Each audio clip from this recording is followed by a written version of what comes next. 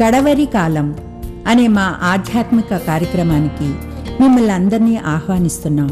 శాశ్వతమైన ప్రేమతో మనల్ని ప్రేమిస్తున్నారు యేసు ప్రభు వారు. మన కొరకు ఆయన సిలువ మీద ప్రాణం పెట్టారు. ఆయన నమ్మిన వారు అందరికీ ఉచితంగా రక్షణ ఇస్తున్నారు. ఆ ప్రేమ గల యేసు ప్రభు వారు త్వరలో వస్తున్నారు రెండోసారి లోకానికి. ఆయన నమ్మిన వారు అందరినీ కూడా పరలోకం తీసుకువెళ్తారు.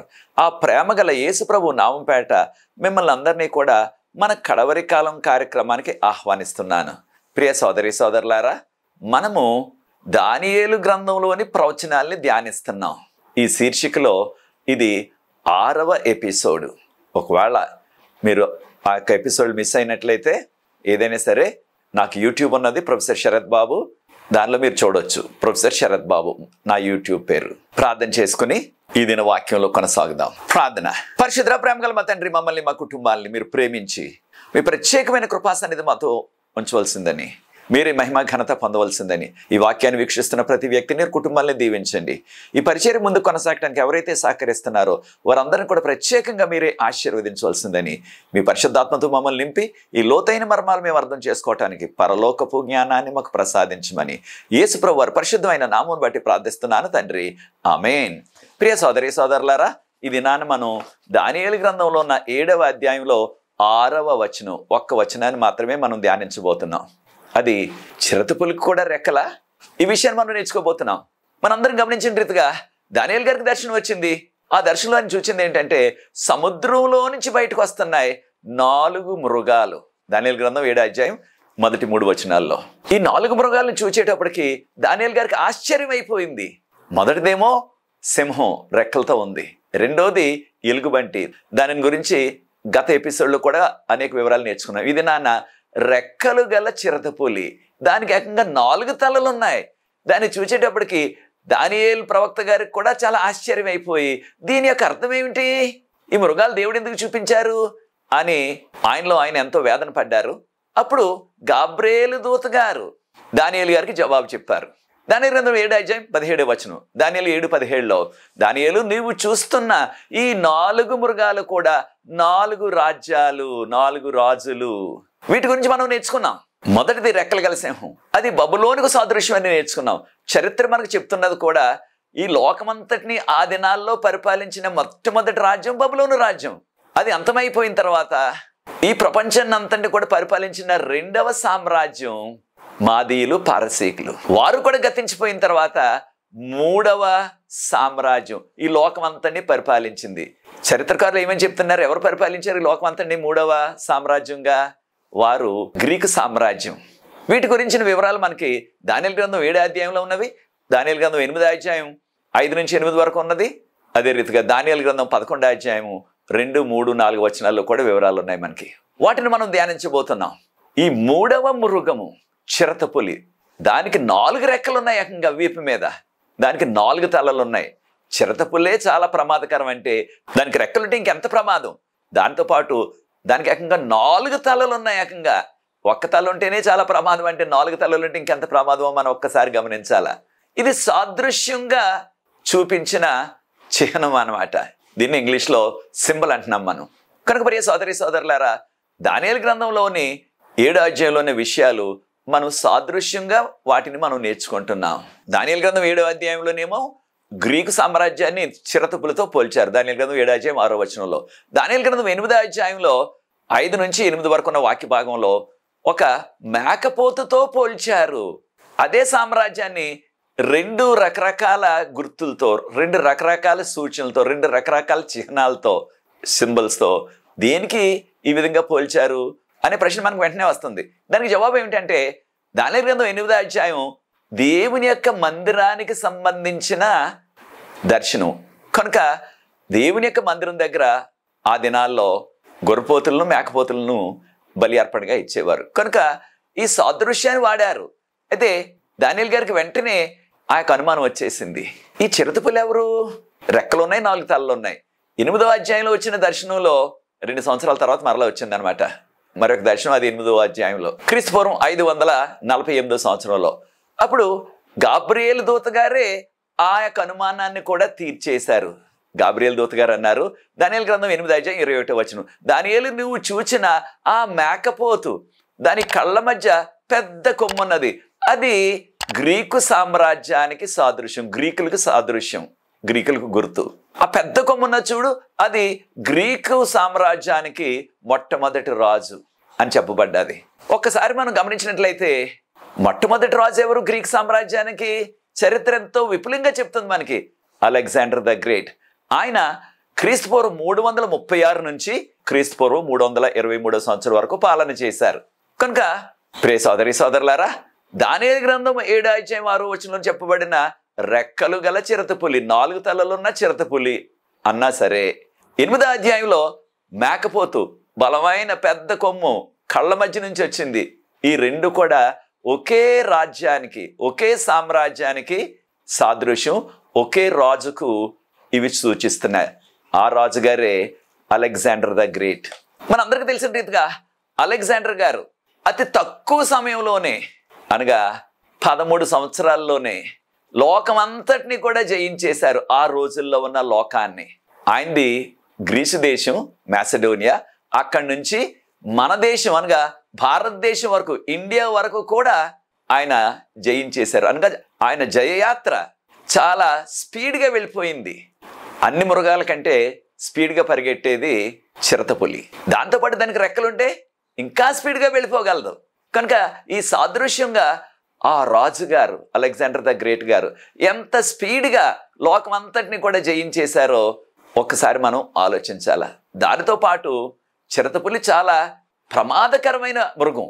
గత కార్యక్రమంలో మనం నేర్చుకున్న ఎలుకబండి అయితే అంత ప్రమాదకరమైనది కాదు, కానీ చిరుతపులి చాలా ప్రమాదకరమైనది. కనుకనే ఈ యొక్క చిరుతపులిని సాదృశ్యంగా గ్రీకు సామ్రాజ్యానికి అలెగ్జాండర్ ద గ్రేట్ గారికి పోల్చబడ్డది. ప్రియ సోదరి సోదరులారా, మరి మరొక విషయాన్ని కూడా మనం నేర్చుకోవాలా. అలెగ్జాండర్ గారు పుట్టక ముందే 200 సంవత్సరాలకు ముందు దానియేలు ప్రవక్త గారు ఈ ప్రవచనాలు రాశారు. దానియేలు గ్రంథం 7వ అధ్యాయంలో ఉన్న చిరుతపులి గురించి, దానియేలు గ్రంథం 8వ అధ్యాయంలో ఉన్న మేకపోతు గురించి, దానియేలు గ్రంథం 11వ అధ్యాయంలో ఉన్న 2, 3, 4 వచనాల వివరాలన్నీ కూడా 200 సంవత్సరాల ఏకంగా. ఎలా తెలుసు ఆయనకి? ఆయన సొంత జ్ఞానం కాదు, దేవుడు బయలుపరిచారు విషయాలన్నీ కూడా. కారణం దేవునికి సమస్తం కూడా తెలియను. ఆది నుంచి అంతం వరకు జరిగిపోయిన విషయాలు, జరుగుతున్న విషయాలు, జరగబోయే విషయాలు, పాస్ట్, ప్రజెంట్ అండ్ ఫ్యూచర్ అంటున్నాం ఇంగ్లీష్లో, అవన్నీ కూడా దేవునికి తెలియను. కారణం దేవుడే అవన్నీ కూడా నడిపిస్తున్నారు. ఈ విషయాన్ని మనం యెషయా గ్రంథం 46వ అధ్యాయం 10వ వచనంలో ప్రభు అంటున్నారు, నాకు సమస్తం కూడా తెలుసును, ఆది నుంచి అంతం వరకు కూడా. కనుకనే ఈ వివరాలన్నీ కూడా ముందే రాయించేశారు ప్రభువారు. ఇవన్నీ కూడా 200 సంవత్సరాల తర్వాత అక్షరాలా జరిగిపోయాయి. ప్రియ సోదరి సోదరులారా, ఈ యొక్క మేకపోతు అనగా గ్రీక్ సామ్రాజ్యం, దాని యొక్క మొదటి రాజు గారు అలెగ్జాండర్ ద గ్రేట్ గారు. చూడండి సాదృశ్యంగా ఏం చెప్పబడదు. దాని గ్రంథం 8వ అధ్యాయం 5 నుంచి 8 వరకు చదివినట్లయితే ఆ వాక్య భాగంలో ఏమన్నది? ఆ యొక్క మేకపోతు ఆ గొర్రెపోతు దగ్గరకు చాలా స్పీడ్గా పరిగెట్టుకొచ్చి దాన్ని ఢీకొని దాన్ని నేల మీద పడగొట్టేసి దాన్ని ఏకంగా తొక్కేసింది అని చెప్పబడ్డది. ఈ మేకపోతు ఎవరు? అది కూడా గాబ్రియల్ దేవదూత గారే. గాబ్రియల్ దేవదూత గారే వివరించారు. దాని గ్రంథం 8వ అధ్యాయం 20వ వచనంలో, దానియేలు నువ్వు చూస్తున్న ఈ యొక్క గొర్రెపోతు, లేకపోయినట్లయితే పొట్టేలు, కొన్ని ప్రాంతాల్లో పొట్టేలు అంటున్నాం దాన్ని, అది మాదీయులు పారసీకులకి సాదృశ్యం. అనగా గ్రీక్ సామ్రాజ్యం ఎంతో వేగంగా వచ్చి దాన్ని ఢీకొని దాన్ని పడగొట్టేసి దాన్ని తొక్కేసి దాని కొమ్మలు ఎరగొట్టేసింది అని చెప్పబడ్డది. అనగా మాదీయుల్ని పారసీకుల్ని ఓడించేశారు అలెగ్జాండర్ ద గ్రేట్ గారు. ఇప్పుడు 331వ సంవత్సరంలో 331వ సంవత్సరంలో ఈ విషయాలు మనకి దానియేలు గ్రంథం 11వ అధ్యాయం 3వ వచనంలో కూడా చెప్పబడ్డది. శూరుడగు ఒక రాజు పుడతాడు, ఆయన ఎంతో విశాలమైన సామ్రాజ్యాన్ని స్థాపిస్తాడు. దానియేలు గ్రంథం 11వ అధ్యాయం 3వ వచనంలో తన ఇష్టానుసారంగా చేస్తాడు. అనగా ఇక ఆయన్ని ప్రశ్నించేవారు, ఎదిరించేవారు, అడ్డుకునేవారు ఎవరు ఉండరు అనమాట. ఈ విషయాలన్నీ కూడా అలెగ్జాండర్ ద గ్రేట్ అనే రాజుగారు పుట్టక ముందే ప్రభు చెప్పించేశారు 200 సంవత్సరాల ముందు. ఆయన ఎవరు కూడా నివారించలేకపోయారు, ఆయన ఎవరు కూడా అడ్డుకోలేకపోయారు ఆ దినాల్లో. అయితే ఆ రోజుల్లో తూరు నగరం కొరకరాని కొయ్య అందరికీ కూడా. తూరు నగరం చాలా బంగారం ఉంది, చాలా వెండి ఉంది. ఆ రోజుల్లో నెబుకద్నెజర్ రాజు గారు కూడా దానియేలు గారి కాలంలో వెళ్ళి ఆయన సైన్యంతో 11 సంవత్సరాలు అక్కడ తిష్ట వేసినప్పటికీ ఆ యొక్క సముద్రంలో ఉండేది. సముద్రం ఒడ్డు నుంచి 1 కిలోమీటర్ దూరం లోనకి అక్కడ ఉండేది చిన్న దీపం, చిన్న దీవి, దాన్ని లంక అంటాం కదా మన యొక్క పరిభాషలో, లేకపోతే మన యొక్క భాషలో కొన్ని ప్రాంతాల్లో. ఆ లంకలో ఆ యొక్క రాజుగారు, వారి సైన్యము, వారి అధిపతులు ఉండేవారు. చాలా బంగారం ఉంది. ఏదో రీతిగా దాన్ని పట్టుకోవాలని అలెగ్జాండర్ ద గ్రేట్ గారు ఆయన సైన్యంతో వెళ్ళి 7 నెలల ఏకంగా అక్కడ ఆయన ఉండి సముద్రం ఒడ్డు నుంచి ఆ సముద్రంలో ఉన్న 1 కిలోమీటరు, 1 కిలోమీటర్ దూరంలో ఉన్న ఆ యొక్క లంక వరకు, ఆ యొక్క ఐలాండ్ వరకు ఒక రోడ్డు వేసేశారు. దానిని కూడా ముందుగానే యెహెజ్కేలు ప్రవక్త 26వ అధ్యాయం 12వ వచనం చదవండి. దాన్ని కూడా ముందుగానే 200 సంవత్సరాలు ముందుగానే ప్రవచనం చెప్పించేశారు ప్రభు. ఈ రీతిగా తూరు నగరం విరగొట్టబడుతుంది, దాని గోడలన్నీ కూడా విరగొట్టబడతాయి. దానిలో ఉన్న ఆ కలప అంతా కూడా, కలప, రాళ్ళు, మట్టి అంతా కూడా తీసుకొచ్చి సముద్రంలో వేసేస్తారు. ఈ యొక్క తూరు నగరం ఎంతో గర్వించింది. ఆ యొక్క నగరవాసులందరినీ కూడా హతం చేసేస్తారు. వారికి ఉన్న ఆ బంగారం వెండి అంతా కూడా కొల్లగొట్టుకుని తీసుకెళ్ళిపోతారు శత్రువులు అని చెప్పబడ్డది. అక్షరాల అదే చేశారు. ఎవరు? అలెగ్జాండర్ గారు. ఎవరికి సాధ్యం కాలేదు. ఆయనకు ముందున్న రాజులు ఎంతో మంది ప్రయత్నం చేశారు, ఈయనకి సాధ్యమైంది. చూచారా ఎంతటి సాహసవంతుడో, యవనస్తుడు. ఆయన రాజు అయ్యేటప్పటికి క్రీస్తుపూర్వం 336వ సంవత్సరంలో ఆయన రాజు అయినప్పటికీ 20 సంవత్సరాలే ఆయనకి. చాలా యవనస్తుడు. ఆయన తూరు నగరాన్ని నాశనం చేసిన తర్వాత ఇంకా ఆయన సైన్యంతో ముందుకు వెళుతూ ఆయన యెరూషలేము నగరానికి కూడా వచ్చినట్లుగా చరిత్రకారులు మనకు చెప్తున్నారు. యెరూషలేము నగరానికి వచ్చారు. అలెగ్జాండర్ ద గ్రేట్ గారు యెరూషలేము నగరానికి ఆయన సైన్యంతో వచ్చిన ఆ సంవత్సరం క్రీస్తుపూర్వం 332 అని చరిత్రకారులు మనకు తెలియజేస్తున్నారు. వచ్చినప్పుడు ఆయనకు యోధా మత పెద్దలందరూ కూడా ఆహ్వానం పలకటానికి వెళ్ళినప్పుడు వారి యొక్క యాజక వస్త్రాలతో వెళ్ళారని చరిత్ర చెప్తుంది. అప్పుడు వారిని చూసి ఆశ్చర్యపోయి, వారిని నేను నా దేశంలో మాసిడోనియాలో నేను ఉండగానే, అనగా ఈ యొక్క సైన్యాన్ని తీసుకొని లోకమంతని జయించడానికి రాకముందే నేను ఒక రోజున కల్లో చూశాను వీరందరినీ కూడా అని చెప్పారని చరిత్రకారులు చెప్తున్నారు. ఈ విషయాలు మనకి యోధా చరిత్రకారుడు జోసిఫస్ అంటారు ఆయన్ని, ఆయన రాశారు. అప్పుడు ఆయన ఎంతో భక్తితో, ఆయన ఉద్దేశం ఏంటంటే యోధా దేశాన్ని కూడా పట్టుకుని వారికున్న బంగారం అంతా తీసుకువెళ్ళిపోవాలా అని ఆయన ఉద్దేశం. కానీ ఎప్పుడైతే ఆ దేవాలయం దగ్గరికి వచ్చాడో ఆయన మోకరించి యోధా యాజకుల చేత ప్రార్థన చేయించుకున్నారని మనకు చరిత్ర చెప్తుంది. చూచారా, ఆయన దేవుని సన్నిధికి కూడా వచ్చాడు. ప్రియ సోదరులారా, ఈ ఆధ్యాత్మిక సత్యాన్ని మనం నేర్చుకోవాలి. మనం ఎంతటి వారైనా సరే దేవుని ముందు మనం మోకరించాలా, దేవుని సన్నిధిలో మనం తగ్గించుకోవాలా. ఆయన అన్యుడైనప్పటికీ తగ్గించుకున్నాడు, మోకరించాడు, ప్రార్థన చేయించుకున్నాడు. ఆయన విశ్వాసి కాలేదు కానీ అంత గౌరవాన్ని చూపాడు దేవుని మీద. విశ్వాసులమైన మనం, ప్రభువుని నమ్ముకున్న మనం దేవునికి అంత గౌరవాన్ని, ఆయనకు చూపించవలసిన ఆ యొక్క గౌరవాన్ని మనం చూపిస్తున్నామా? ఆయనకి ఇవ్వాల్సిన ఆ యొక్క రెవరెన్స్ అంటాం ఇంగ్లీష్లో, ఆ రీతిగా మనం ఆయనకు మహిమ ఘనత చెల్లిస్తున్నామా? ఈ అలెగ్జాండర్ ద గ్రేట్ గారి యొక్క విగ్రహం పాలరాయితో కట్టారు. ఈనాటికి కూడా అది టర్కీ దేశంలో ఉన్న ఇస్తంబుల్ అనే నగరంలో ఉన్నది. ఈనాటికి కూడా అలెగ్జాండర్ ద గ్రేట్ ఆయన యూదులందరికీ కూడా ఆయన ఏ కీడు చేయలేదు, యుద్ధం చేయలేదు, వారిని బందీలుగా తీసుకువెళ్ళలేదు. మీకు ఎవరికైనా ఇష్టమైనట్లయితే మీలో ఉన్న యవనస్తులు నా సైన్యంలో సైనికులుగా చేరండి, మీకు కావలసిన ప్రతి అవసరాన్ని తీరుస్తాను, మీకు ఏమేమి సహకారం చేయాలో అంతా చేస్తానని వాగ్దానం చేశారని చరిత్ర చెప్తుంది. వారు కోరారంట, అయ్యా మేము యూదులు, దేవుడు చెప్పిన ఆరాధన దినం, విశ్రాంతి దినం, వారంలో 7వ దినం, ఆ దినం మేము ఏమీ పని చేయకూడదు, మేము 10 ఆజ్ఞల్లో 4వ ఆజ్ఞలు మాకు ఉన్నదే, ఆ విషయాలు మనకు కూడా ఉన్నది కదా. అది నిర్గమకాండం 20వ అధ్యాయం 1 నుంచి 17 వరకు ఉన్న వాక్య భాగంలో 10 ఆజ్ఞల గురించి చెప్పబడ్డది. అయితే యూదులు కోరింది ఏంటంటే, అయ్యా ఆ వారంలో 7వ దినం ఆరాధన దినం మాకు దేవుడు చెప్పారు, అది మేము పెట్టుకున్నది కాదు, కనుక ఆ ఆరాధన దినాన్న మేము ఏ పని కూడా చేయకూడదు, దేవుని ఆరాధించడం తప్ప ఇంకే పని చేయకూడదు, కనుక మాకు ఆ రీతిగా మీరు సెలవిచ్చినట్లయితే 7వ దినాన ఆరాధన చేసుకోవటానికి మీ సైన్యంలో మా యవనస్తులు అనేక మంది చేరతారు అని చెప్పగానే తప్పకుండా ఆ విధంగా చేస్తానని ఆయన వాగ్దానం చేసినట్లుగా చరిత్ర మనకు చెప్తుంది. అక్కడి నుంచి ఆయన బయలుదేరి ఆ యొక్క పారసీక రాజు, ఆ రోజుల్లో పారసీక రాజు దర్యావేష్ డేరియస్ 3 అంటాం ఇంగ్లీష్లో, ఆయన క్రీస్తుపూర్వం 331వ సంవత్సరంలో ఆయన అలెగ్జాండర్ ద గ్రేట్ ఆయన సైన్యంతో ఈ యొక్క మహారాజు దర్యావేష్ పారసీకుడైన దర్యావేష్ ఆయన నంబర్ 3 అనమాట. కారణం అనేక మందికి దర్యావేష్ అని పేరు ఉంది కనుక రాజులకి చరిత్రకారులు వారికి నంబర్ పెట్టేశారు అన్నమాట, ఒక సంఖ్య ఇచ్చేశారు. అప్పుడు ఈ యొక్క దర్యావేష్కి 10 లక్షల సైన్యం ఉంది. చరిత్ర చెప్పేది మనకి. అంత సైన్యం ఉన్నప్పటికీ చిన్న సైన్యమే ఉన్న అలెగ్జాండర్ గారితో యుద్ధం చేయలేకపోయాడు. ఆయన ఓడిపోయాడు యుద్ధంలో, చంపబడ్డాడు యుద్ధంలో. అప్పుడు క్రీస్తుపూర్వం 331లో అలెగ్జాండర్ గారు ప్రపంచం అంతటికీ కూడా ఆయన అధిపతి అయిపోయాడు, రాజు అయిపోయాడు. కారణం అప్పటి వరకు కూడా ప్రపంచం అంతటిని కూడా పరిపాలించిన రాజ్యం మాదీయులు, పారసీకులు, వారు అంతమైపోయారు. కనుక గ్రీకుల సామ్రాజ్యం ఉదయించింది క్రీస్తుపూర్వం 331లో.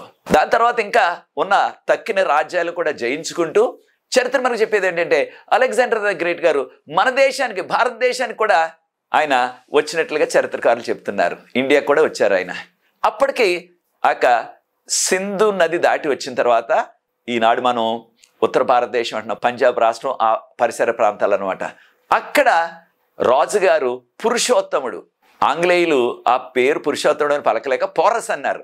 కనుక ఇంగ్లీష్లో చరిత్ర చదువుతుంటే పోరస్ అంటున్నారు, కింగ్ పోరస్ అంటున్నారు. ఆయన పురుషోత్తముడు అనే రాజుగారు.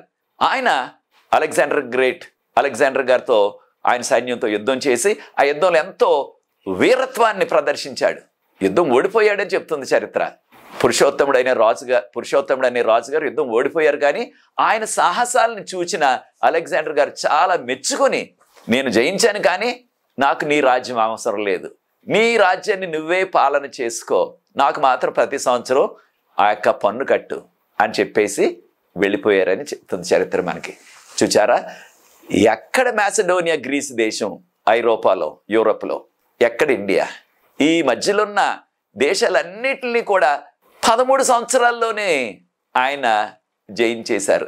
అలెగ్జాండర్ ద గ్రేట్ గారు మన దేశానికి వచ్చిన సంవత్సరం క్రీస్తుపూర్వం 326. క్రీస్తుపూర్వం 326లో వచ్చినట్లుగా చరిత్ర మనకు చెప్తుంది. ప్రియ సోదరి సోదరులారా, మన దేశాన్ని జయించిన తర్వాత తన యొక్క సైనికులందరూ కూడా ఇప్పటికే 13 సంవత్సరాల నుంచి వారు ప్రతిరోజు యుద్ధంలోనే పాల్గొంటున్నారు. అనేక మంది గాయాలు అవుతున్నాయి, కొంతమంది చనిపోతున్నారు.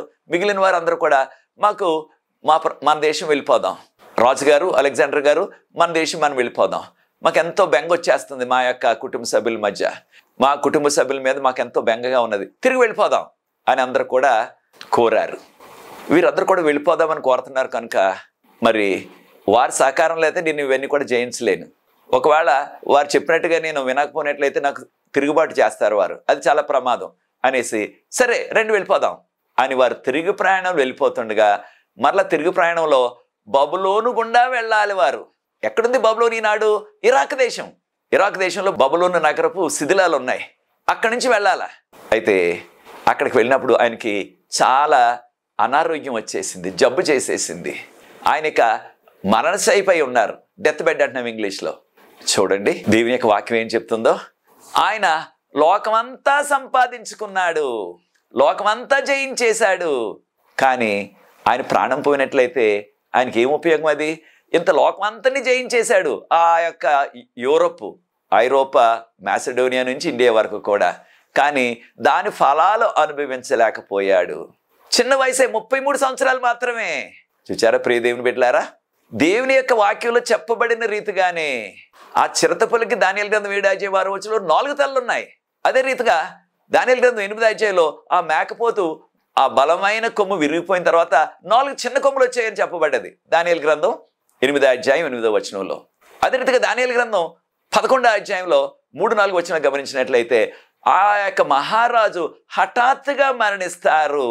ఆయన రాజ్యం ఆయన సొంత వారికి వెళ్ళదు, ఆయన కుటుంబ సభ్యులకు వెళ్ళదు అని ప్రవచనంలో చెప్పబడ్డది ముందుగానే 200 సంవత్సరాలకు ముందు. హఠాత్తుగా అలెగ్జాండర్ ద గ్రేట్ చిన్న వయసులోనే 33 సంవత్సరాలే ఆయన మరణించారు బబులోను నగరంలో తిరుగు ప్రయాణంలో. ఆయన మరణించిన తర్వాత ఇంత పెద్ద సామ్రాజ్యం, దాన్ని ఆయనకు నమ్మకమైన సైన్యాధ్యక్షులు 4 ఉండేవారు. వారి పేరే టోలమీ, సెల్యూకసు, కసెండరు, లెసిమికస్ అంటున్నారు చరిత్రకారులు. వారు 4 కూడా ఈ రాజ్యాన్ని పంచుకున్నారు, ఈ పెద్ద సామ్రాజ్యాన్ని 4 ముక్కలుగా పంచుకున్నారు. దానియేలు గ్రంథం 11వ అధ్యాయం 4వ వచనంలో చెప్పబడినట్లుగా అక్షరాల నెరవేరింది. ఆయన సొంత వారికి వెళ్ళదు, ఆయన కుటుంబ సభ్యులకు వెళ్ళదు, ఆయన రాజ్యం ఇతరులు తీసుకుంటారు అని చెప్పబడ్డది. చూచారా ఏం జరిగిందో? చరిత్ర చెప్పేది ఏంటంటే అలెగ్జాండర్ గారికి ఒక ఇల్లీగల్స్ అని అంటాం, ఆయనకు ఒక కుమారుడు ఉండేవాడు. ఆయన ఎప్పుడు కూడా బాహాటంగా బహిరంగంగా అందరి ముందు వివాహం చేసుకోలేదు. కనుక ఆయన ఉంచుకున్న భార్య, తనకు ఒక కుమారుడు పుట్టాడు. హెర్క్లస్ ఆయన పేరు. చిన్నవాడే, చిన్న కుమారుడు. అప్పుడు ఎప్పుడైతే ఈయన చనిపోయాడో ఆయన చంపేశారు శత్రువులు. ఆయనకు ఒక హాఫ్ బ్రదరు, అంటే ఆయనకు ఒక తమ్ముడు ఉండేవాడు. ఆయన పేరు ఫిలిప్ III. అంటే తండ్రి ఒక్కరే కానీ తల్లులు వేరనమాట. ఆయన కూడా చంపేశారు. ఒకవేళ వీడు బ్రతుకుంటే ఈ రాజ్యం వాడికి వెళ్ళిపోతుందేమని. ఇప్పుడు ఆయనకి మిగిలింది ఏమిటి? ఏమీ మిగలలేదు. చూచారా ప్రియ దేవుని బిడ్డలారా? మత్తయి సువార్త 16:26 ఒకడు లోకమంతా సంపాదించుకొని తన ప్రాణం పోగొట్టుకుంటే ఏమి లాభం? ఏ లాభం లేదు. ఈ ఆధ్యాత్మిక సత్యాన్ని మనం నేర్చుకోవాలా. మనం అక్రమాలు చేసి, అన్యాయాలు చేసి, దారుణాలు చేసి ఎంత ఆస్తి సంపాదించినా, ఎంత మంచి పదవి సంపాదించినా, ఎంత పొలం సంపాదించినా అది కలకాలం ఉంటుందా? కానే కాదు. ఈ లోకం ఎవ్వరికీ శాశ్వతం కాదు. ఎంతటి వారైనా సరే మన జీవితాలు అల్పమైనవి, స్వల్పమైనవి. మానవ జీవితాలు కలకాలం ఉండే రాజ్యం యేసు ప్రభు రాజ్యం. ఈ యొక్క గ్రీకుల సామ్రాజ్యం 170 సంవత్సరాలు మాత్రమే పాలన చేసింది. లోకం అంతటి కూడా 170 సంవత్సరాలు మాత్రమే. క్రీస్తుపూర్వం 331 నుంచి క్రీస్తుపూర్వం 168 సంవత్సరం వరకు, 168 సంవత్సరం వరకు, అనగా 170 సంవత్సరాలు మాత్రమే పాలన చేశారు. అలెగ్జాండర్ ద గ్రేట్ గారు 13 సంవత్సరాలు మాత్రమే. తక్కిన వారు కొంతకాలం కొనసాగారు, ఆయన యొక్క సైన్యాధ్యక్షులు. కానీ ఆయన పేరుతో కాదు, వారి పాలన అంతా కూడా 170 సంవత్సరాలు. తర్వాత ఆ గ్రీకుల సామ్రాజ్యం కనుమరుగైపోయింది. మనందరికీ తెలుసు కదా ప్రియ సోదరి సోదరులారా. ఇప్పుడు ఆ గ్రీకుల సామ్రాజ్యం, గ్రీస్ అనే మాట వింటున్నాం కానీ అలెగ్జాండర్ గురించి, ఆయన యొక్క పాలన గురించి, ఆయన యొక్క చేసిన దారుణాల గురించి, ఆయన చేసిన ఘోరమైన యుద్ధాల గురించి ఆ చరిత్ర పుస్తకాల్లో తప్ప ఇంకెక్కడా కూడా ఆయన పేరు లేదు. చూచారా? లోకమంతా సంపాదించుకున్నాడు, 33 సంవత్సరాలకే ప్రాణం అంతమైపోయింది. కనుక ప్రియ సోదరి సోదరులారా, మనం ఈ ఆధ్యాత్మిక సత్యాన్ని నేర్చుకుని ఈ కడవరకాల చివరి దినాల్లో జీవిస్తున్నాం. మనము ప్రభువుకు యోగ్యమైన కుమారులుగా, కుమార్తెలుగా జీవించాలి. కారణం ఈ లోకం మనకు శాశ్వతం కానే కాదు. శాశ్వతమైన లోకం పరలోకం. శాశ్వతంగా ఉండేవారు యేసు ప్రభు. శాశ్వతమైన రాజ్యం యేసు ప్రభు రాజ్యం, కలకాలం ఉండే రాజ్యం. దాని కొరకు ప్రోకలాడాలి, దానిని కోరుకోవాలి మనం. అది చేస్తున్నావా ప్రియ సోదరి సోదరుడా? ఒక్కసారి మనం గమనించినట్లయితే అలెగ్జాండర్ ద గ్రేట్ 33 సంవత్సరాలు, 32 అయిపోయి 33లో ప్రవేశించి చనిపోయాడు ఆయన. అయితే దేని వల్ల చనిపోయాడు ఆయన? చరిత్రకారులు చెప్పేది ఏమిటంటే రకరకాల వాదనలు ఉన్నాయి. ఆయనకి విషజ్వరం వచ్చిందంటున్నారు. ఇంకొక బలమైన వాదన అంటే ఆయన విస్తారంగా త్రాగుడు తాగేసేవాడంట, సారాయి. విస్తారంగా మంచినీళ్ళకి బదులు సారాయి త్రాగేసేవాడంట. ముఖ్యంగా అనారోగ్యం వచ్చిన సమయంలో మంచినీళ్ళు తాగకుండా సారాయి త్రాగేసేవాడట. చూచారా ఆ సారా ఎంత కొంపు ముంచేసిందో? మనం నేర్చుకున్నాం కదా గత కార్యక్రమాల్లో కూడా. బబులోన్ అంత బలమైన సామ్రాజ్యం, అంత బలమైన నగరం, ఏ శత్రువు కూడా దానిలో ప్రవేశించలేడు. అలాంటి రాజ్యం దేనికి ఓడిపోయింది? వారు కూడా పండగ రోజైన అందరూ కూడా తప్ప తాగేశారు. ఆ యొక్క త్రాగేసిన మైకంలో శత్రువులు ఎలా వచ్చారో గమనించలేకపోయారు. త్రాగుడు వల్లనే బబులోను నాశనం అయిపోయింది. ఆ త్రాగుడు వల్లనే ఎంత వీరుడైన, శూరుడైన, యవనస్తుడైన అలెగ్జాండర్ గారు చనిపోయారు. ప్రియ సోదరి సోదరుడా, ఈ ఆధ్యాత్మిక పాఠాన్ని మనం కూడా నేర్చుకుని కడవరకాల చివరి దినాల్లో జీవిస్తున్నాం.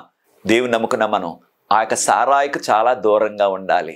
ఏ మత్తు పానీయాలైనా సరే, ఏ మాదక ద్రవ్యాలైనా సరే, డ్రగ్స్ అంటున్నాం ఇంగ్లీష్లో, మనం వాటి జోలికి వెళ్ళకూడదు. కారణం ప్రభు వాక్యం ఎంతో విపులంగా చెప్తుంది మనకి. 1 కొరింథీయులకు రాసిన పత్రిక 6:10 త్రాగబోతులు దేవుని రాజ్యమునకు వారసులు కారని చెప్పబడ్డది. ఆ త్రాగుడు అలవాటు, మాదక ద్రవ్యాల అలవాటు అలాంటి ఉన్నట్లయితే పరలోక రాజ్యంలో ప్రవేశించలేము. కనుక ప్రియ సోదరి సోదరులారా, ఈ ఆధ్యాత్మిక సత్యాన్ని మనం నేర్చుకోవాలా. ఒక్కసారి యేసు ప్రభు, ఆయన కూడా 33 సంవత్సరాలు, 34వ సంవత్సరంలో ఆయన సిలువ వేయబడి చనిపోయారు. అంటే వీరిద్దరు కూడా అలెగ్జాండర్ ద గ్రేట్ గారు యేసు ప్రభు కంటే 300 సంవత్సరాల ముందుగా జీవించిన వ్యక్తి. వారిలో కొన్ని పోలికలు చూసినట్లయితే యేసు ప్రభు వారు ఈ లోకంలో అనేక మంది అనారోగ్యులను స్వస్థపరిచారు. అలెగ్జాండర్ గారు ఏం చేశారు?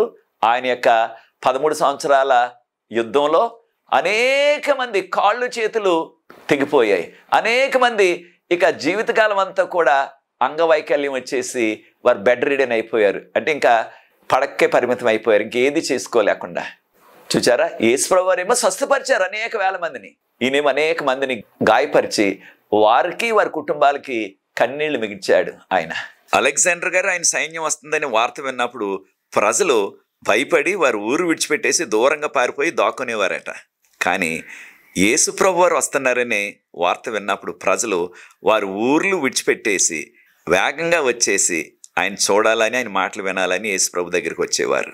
ఎంత తేడా ఉందో చూడండి వీరిద్దరికి. మరొక విషయాన్ని కూడా నేర్చుకోవాలి. యేసు ప్రభు వారు చనిపోయిన వారిని కూడా లేపారు. మనకు తెలుసు కదా, లాజరు 4 దినాలు సమాధిలో ఉన్నా సరే చనిపోయిన తర్వాత 4 దినాలు సమాధిలో ఉన్నప్పటికీ లేపారు. అలెగ్జాండర్ ద గ్రేట్ గారు అనేక వేలాది కొలది యవనస్తులు, సైనికులు అంటే యవనస్తులే ఉంటారు, 20 సంవత్సరాలు, వేల కొలది చనిపోయారు ఏకంగా ఈ 13 సంవత్సరాల కాలంలో. వారి కుటుంబాలు ఎంత వేదనకు రోదనకు వారి జీవితకాలం అంతా కూడా గురయ్యారో ఒక్కసారి మనం ఆలోచించాలా. ప్రియ సోదరి సోదరులారా, అలెగ్జాండర్ ద గ్రేట్ గారు ఇన్ని వేల మందిని చంపేయటానికి కారణం దేనికి? ఆయన 13 సంవత్సరాలు యుద్ధం చేశాడు, దేశం తర్వాత దేశాన్ని ఓడించేశాడు, వేల కొలది సైనికుల్ని చంపించేశాడు ఆయన సైన్యం ద్వారా. దేని కొరకు? పదవి కొరకు. నాకు లోకం అంతా కావాలి, లోకం అంతా సంపాదించుకున్నాడు, ప్రాణం పోయింది, ఏం లాభం? కనుక ప్రియ సోదరి సోదరులారా, మనం కూడా దేవుని బిడ్డలుగా అక్కడ వరకు చివరి దినాల్లో జీవిస్తున్నాం. మనము ఆ పదవి కొరకు ప్రాకులాడుతున్నామా, పరలోకం కొరకు ప్రాకులాడుతున్నామా? ఆ రకరకాల మన సంఘాల్లో లేదా మన యొక్క క్రైస్తవ సంస్థల్లో ఉండే ఆ రకరకాల పదవులు, ప్రెసిడెంట్, సెక్రటరీ, ట్రెజరరు, సంఘ పెద్ద, రకరకాల పోస్టులు ఉంటున్నాయి. వాటి కొరకు ప్రాకులాడుతున్నామా? ప్రభు త్వరగా వస్తున్నారు, పరలోకం వెళ్ళాలి నేను, ఇవన్నీ నాకు వద్దు, నాకు కావాల్సింది నిత్య రాజ్యం, పరలోకం కావాలా, దాని కొరకు ప్రాకులాడుతున్నావా? ప్రియ సోదరి సోదరులారా, యేసు ప్రభు చూడండి, ఆయన అనేక మంది కాళ్ళు లేని వారిని, కళ్ళు లేని వారిని, చేతులు లేని వారిని వారిని స్వస్థపరిచారు. అలెగ్జాండర్ గారి ద్వారా అనేక మంది, వేలాది మంది కాళ్ళు చేతులు తెగిపోయే వారి యుద్ధంలో జీవితకాలం అంతకా వారు కాళ్ళు లేకుండా చేతులు లేకుండానే బ్రతికారు. చూచారా యేసు ప్రభుకి అలెగ్జాండర్కి ఎంత తేడా వచ్చేసిందో? ప్రియ సోదరి సోదరులారా, యేసు ప్రభు వారు మన కొరకు ఆయన శిలువ మీద ఘోరంగా శిక్షించబడి ఆయన అమూల్యమైన రక్తాన్ని కార్చారు. దేని కొరకు? మనకు రక్షణ ఇవ్వటానికి. ఆయన శిలువ త్యాగం వల్ల, ఆయన ఇస్తున్న ఉచితమైన రక్షణ వల్ల, ప్రకటన గ్రంథం 7:9 గమనించినట్లయితే ఎవరు కూడా లెక్కించలేనంత మంది పరలోకంలో ఉన్నట్టుగా యోహాను గారి దర్శనంలో చూచారు. ఎవరు లెక్కించలేనంత మంది, అనేక మంది రక్షించబడతారు. దీనివల్ల యేసు ప్రభు శిలువ త్యాగం వలన, ఆయన యొక్క కార్చిన అమూల్యమైన రక్తం వలన. యేసు ప్రభు నమ్ముకున్నావా ప్రియ సోదరి సోదరుడే? నీ యొక్క స్వరక్షకుడిగా ఆయన శిలువ రక్తంలో నువ్వు కడగబడ్డావా? యేసు ప్రభు త్వరలో వస్తున్నారు రెండోసారి. మనం ఆయన నమ్ముకున్నట్లయితే మనకు పరలోకం అనుగ్రహిస్తారు. యేసు ప్రభు వారు లేచినప్పుడు మత్తయి సువార్త 27:3 దినాన మృత్యుంజయుడిగా లేచారు. అలెగ్జాండర్ గారు మట్టి అయిపోయారు. లోకమంతా సంపాదించుకున్నాడు, మరలా లేవలేకపోయాడు, మట్టి అయిపోయాడు.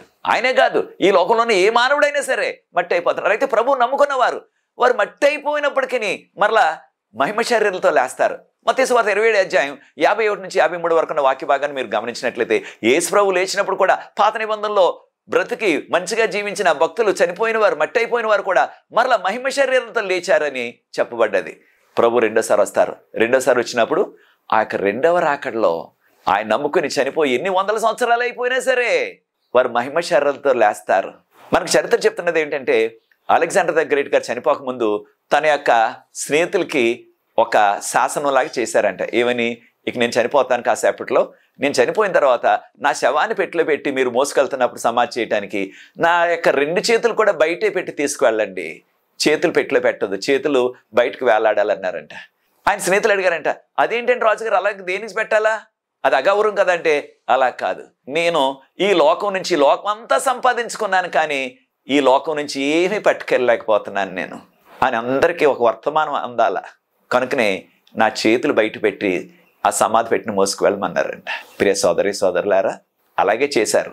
అలెగ్జాండర్ ద గ్రేట్ గారు చనిపోయింది క్రీస్తుపూర్వం 323 సంవత్సరం జూన్ 10వ తారీఖున చనిపోయాడు. ఆయన్ని తీసుకువెళ్ళి ఈజిప్ట్లో మెంఫిస్ అని అక్కడ సమాధి చేశారు. చూచారా ప్రియ సోదరి సోదరులారా, యేసు ప్రభు ఆయన నమ్ముకున్నట్లయితే ఆయన మృత్యుంజయుడై తిరిగి లేచారు. ముందే చెప్పారు నేను మరలా లేస్తానని. 3వ దినాన ఆయన చెప్పినట్టుగా అక్షరాలా జరిగింది. అదే ప్రభు వారు మనకు చెప్తున్నారు. ఏమని? నేను త్వరగా వస్తాను. నన్ను ఎవరైతే నమ్ముతున్నారో వారు చనిపోయినట్లయితే బోరధ్వని వినగానే, ఆ కడబోరు వినగానే మహిమ శరీరం వారికి వస్తుంది. బ్రతుకున్నట్లయితే కనురెప్పపాట్లలో వారికి మహిమ శరీరం వస్తుంది అని ప్రభు చెప్పారు. ఆ దినం అతి సమీపంలో ఉన్నది. ప్రభు త్వరగా వస్తున్నారు. ఆయన రాజ్యం కలకాలం ఉండే రాజ్యం. అది కావాలని కోరుకుంటున్నావా ప్రియ సోదరి సోదరుడా? అది నీ నిర్ణయమైనట్లయితే నాతో ఏకీభవించండి, ప్రార్థించి ఇక 6వ ఎపిసోడ్ ముగిస్తాను. వచ్చే కార్యక్రమంలో 4వ మృగం గురించి వివరాలు నేర్చుకుందాం. నీవు కూడా నాకు నిత్యరాజ్యం కావాలా, పరలోకం కావాలి, ఈ లోకం నాకు శాశ్వతం కాదు అని కోరుకున్నట్లయితే నాతో ఏకీవించని ప్రార్థిస్తాను. పరిశుద్ధ ప్రేమగల మా తండ్రి, మీకు స్తుతులు స్తోత్రాలు వందనాలు చెల్లిస్తున్నాం. ఈ లోకం శాశ్వతం కాదని ఆ సత్యం మేము గ్రహించి, మిమ్మల్ని నమ్ముకున్న వారికి నిత్యజీవం ఉన్నదని సత్యాన్ని గ్రహించి, మీకు యోగ్యమైన కుమారులుగా కుమార్తెలుగా మీ 10 ఆజ్ఞల వెలుగులో జీవిస్తూ మీకు మహిమకరమైన జీవితాలు ఈ కడవరకాల చివరి దినాల్లో జీవించే కృప దయచేయమని, కార్యక్రమాన్ని వీక్షిస్తున్న ప్రతి వ్యక్తిని ఆశీర్వదించి ఈ పరిచయం ముందు కొనసాగడానికి ఎవరైతే సహకరిస్తున్నారో వారందరినీ కూడా ప్రత్యేకంగా దీవించవలసిందని, మీరే మహిమ పొందమని యేసు ప్రభువు వారి పరిశుద్ధమైన నామమును బట్టి ప్రార్థిస్తున్నాను తండ్రి. ఆమేన్. ప్రభు మిమ్మల్ని దీవించుగాక. వచ్చే ఎపిసోడ్లో 7వ ఎపిసోడ్లో మరలా కలుసుకుందాం. అంతవరకు ప్రభు కృప మనకు తోడైండును గాక. God bless you.